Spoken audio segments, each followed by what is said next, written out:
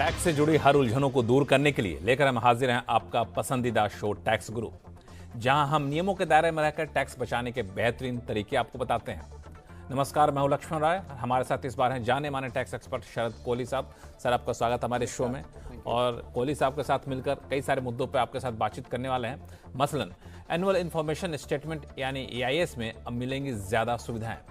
Tax payers को इससे कितना होगा फायदा, विरासत मिली संपत्ति पर क्या कहते हैं टैक्स के नियम, और साथ में भी बताएंगे कि शेयर ट्रांसफर करने पर किसे कितना देना होगा टैक्स। इन सारे मुद्दों पर बातचीत करेंगे, लेकिन सबसे महत्वपूर्ण मुद्दा वो है AIS को लेकर के, जिसे हमारे टैक्स गुरु ने आईना इसे समझिए का नाम दिया है।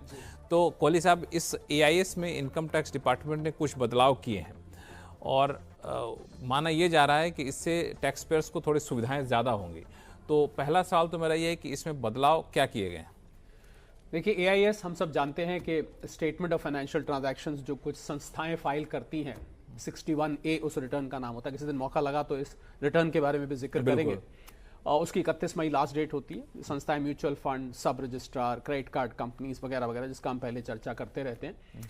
तो इन्होंने कोई इन्फॉर्मेशन किसी टैक्स पेयर के बारे में दी और टैक्स पेयर ने उसे अपने आईना, इसे समझिए जो मैंने नाम दिया, उसने आईना देखा तो पता लगा साहब ये तो मैं नहीं हूं, मतलब ये मेरा ट्रांजैक्शन नहीं है, तो कोई और है, ये तो मैंने ऐसा कुछ नहीं किया। मान लीजिए तो वो सारे ट्रांजैक्शन टैक्स पेयर्स के AIS फॉर्म में दिखने लगता है? जी बिल्कुल दिखने लगते हैं। मान लीजिए आपने 10 लाख से, उदाहरण लेता हूं मैं, 10 लाख से ऊपर किसी बैंक में कैश जमा किया साल में, तो आपका नाम उसमें दिखने लगेगा, आपके पैन नंबर के साथ आपके AIS में दिखाई देगा जैसे आप लॉग इन करेंगे।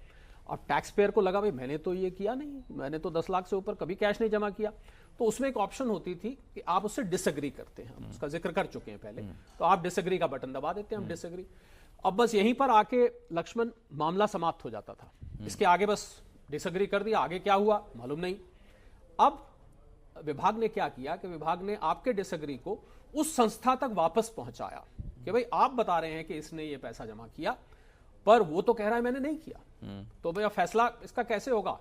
तो दोनों पक्ष, प्रतिपक्ष अपने अपने सबूत रखेंगे। अब आप ये पूछ सकते हैं कि फिर मानी असल में किसकी? अच्छा, पहले क्या होता था? पहले संस्था के पास नहीं जाता था कि हम डिसएग्री करके, वो यहीं पर आके रुक जाता था मामला। वो फिर बाद में तहकीकात में जब आप रिटर्न फाइल करके स्क्रूटनी में जब आपको क्वेश्चन किया जाता, तब दस्तावेज रखे जाते देखने के लिए। अब नई व्यवस्था में यह है कि जैसे आप डिसएग्री करेंगे ऑटोमेटेड वो चला जाएगा संस्था के पास जिस संस्था के ट्रांजैक्शन को आपने नकारा है। जी, तो वो संस्था से पूछा जाएगा कि भाई आप तो कह रहे हैं इन्होंने किए, पर वो तो मना कर रहे हैं। अच्छा, मतलब बैंक ने कहा कि हमने 15 लाख रुपए कैश डिपॉजिट किए अपने अकाउंट में, AIS में दिख रहा है, हम डिसएग्री करते हैं तो सीधा बैंक के पास चला जाएगा। जी जी जी, कि भाई ये शख्स तो कह रहे हैं हमने नहीं किए, आप किस बिना पर कह रहे हैं कि इन्होंने किए हैं? अच्छा, मुझे दिखेगा कि चला गया बैंक के पास? हाँ, आपको वो दिखाई देगा कि उसको वहां आ गया, और उस संस्था का जो जवाब आएगा, अच्छा, वो जवाब भी आपको दिखाई देगा। तो बड़ा ट्रांसपेरेंट होगा। तो ट्रांसपेरेंट होगा, मतलब रियल टाइम हम देख सकते हैं। एक तरह से लगाइए तो एक पूरी की प्रक्रिया कंप्लीट हुई आपको वहां पर दिखाई देगी। तो ये एक नई फंक्शनैलिटी, क्योंकि होता क्या था, बहुत सारे लोग ये कहते थे भाई हमसे डिसएग्री तो करा लिया, पर इसके बाद क्या हुआ हमें मालूम ही नहीं। वो एक पारदर्शिता वहां आके समाप्त हो जाती थी। तो वो फंक्शनैलिटी ऐड करके मुझे लग रहा है इस AIS की जो महत्व है, जो इसके इंपॉर्टेंस है, वो और बढ़ जाती है, और इससे इसकी एक्यूरेसी भी बढ़ेगी। लक्ष्मण, ये ध्यान देने वाली बात। तो मुझे लगता है इससे दो सुविधाएं हैं। टैक्स पेयर्स के मन में दुविधा बनी रहती थी कि हमने डिसएग्री तो कर दिया, इनकम टैक्स डिपार्टमेंट ने माना कि नहीं माना, तो सब कुछ आपको अब पारदर्शी तरीके से दिखना शुरू हो जाएगा।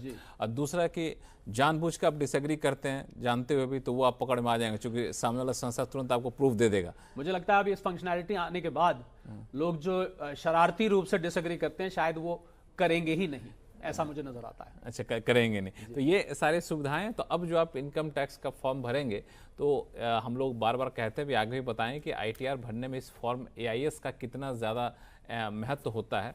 तो जब आप AIS को देखेंगे तो उस वक्त आपके पास ये सारी सुविधाएं मिल जाएंगी, तो ITR भरना और ज़्यादा आसान हो जाएगा। तो ये एक खासियत है इनकम टैक्स डिपार्टमेंट की ओर से ली गई इस पहल का। अब शुरू करते हैं